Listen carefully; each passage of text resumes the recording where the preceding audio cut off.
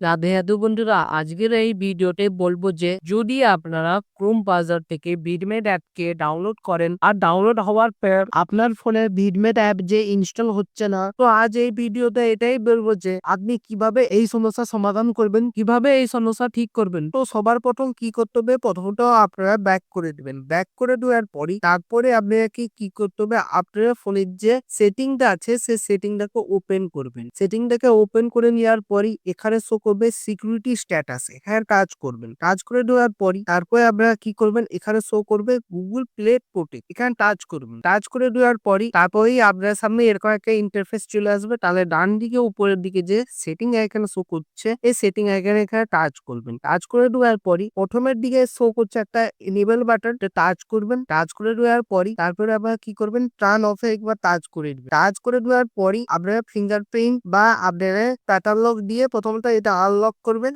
Unlock করার পরই এটা দেখবেন টোটালি দুটো সেটিং অফ হয়ে যাবে। তারপরে আপনারা কি করবেন, ব্যাক করে দিবেন। ব্যাক করে দেওয়ার পরই তারপরে আপনারা কি করবেন, আপনারা আবারও আপনারা ফোনের সেটিং এ চলে আসবেন। ফোনের সেটিংস এ চলে আসার পরই তারপরে উপরের দিকে যে শো করছে সার্চ সেটিংস, এখানে টাচ করবেন। টাচ করে দেওয়ার পর প্রথমত আপনারা কি লিখবেন, ইনস্টল লিখবেন। ইনস্টল লিখবেন, এরকম ভাবে ইনস্টল লিখে দিবেন। ইনস্টল লিখে দেওয়ার পরই আপনাদেরকে সাজেস্ট করবে ইনস্টল আননোন অ্যাপস, এখানে টাচ করবেন। টাচ করে দেওয়ার পরই তারপরে আপনার স্ক্রল ডাউন করে আসলে শো করবে ইনস্টল আননোন অ্যাপস, এখানে টাচ করবেন। টাচ করে দেওয়ার পরই আপনার ফোনের মধ্যে যে সমস্ত অ্যাপ্লিকেশন আছে সবই এখানে লোডিং এ চলে আসবে। লোডিং এ চলে আসার পরই তারপরে আপনারা কি করবেন, স্ক্রল ডাউন করে চলে আসবো। স্ক্রল ডাউন করে চলে আসার পরই এখানে গুগল ক্রোম ব্রাউজারটাকে প্রথমত খুঁজে বের করতে হবে। গুগল ক্রোম ব্রাউজার অ্যাপ্লিকেশনে চলে আসলে এখানে টাচ করবেন। টাচ করে দেওয়ার পরই শো করবে এখানে অ্যালাউ ফ্রম বি সোর্স, এটা ডান দিকে দেখবেন এটা ডিসেবল ওয়াটার শো করছে। এটাকে টাচ করে প্রথমত এনেবল করতে হবে। তাহলে আমি টাচ করে দিচ্ছি। তো টাচ করে দেওয়ার সঙ্গে সঙ্গে এটা আমার এনেবল হয়ে গেল।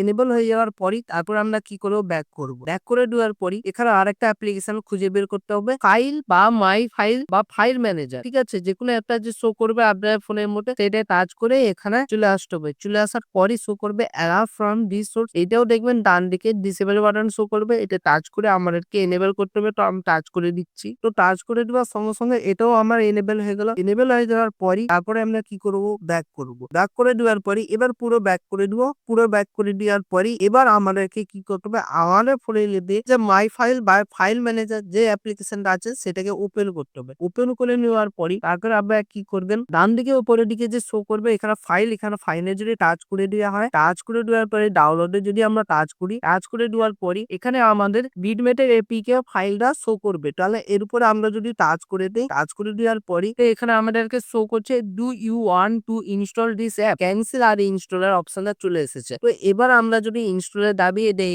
ইনস্টলার দাবিয়ে দেওয়ার পরই আমাদের ফোনের মধ্যে বিটমেট অ্যাপ্লিকেশন খুব সহজে ইনস্টল হয়ে যাবে। আর এইভাবে আমরা খুব সহজে বিটমেট ইনস্টলের যে সমস্যাটি দেখা দিয়েছিল সেই সমস্যাটিকে এই প্রসেসের মাধ্যমে সমাধান করে দিতে পারবে। তো এটা আজকের ভিডিও ছিল। তো ভিডিওটি কেমন লেগেছে অবশ্যই কমেন্ট করে জানাবেন। ভিডিওটা একটা লাইক করবে। এরকম যদি আরো ভিডিও পেতে চান তাহলে চ্যানেলকে সাবস্ক্রাইব করে বেল আইকনের ঘন্টাটা অল করে দিবেন, তাতে কি হবে নতুন ভিডিও নোটিফিকেশন পেয়ে যাবেন। ভালো থাকবেন, সুস্থ থাকবেন, দেখা হচ্ছে নতুন ভিডিওতে। রাধে রাধে।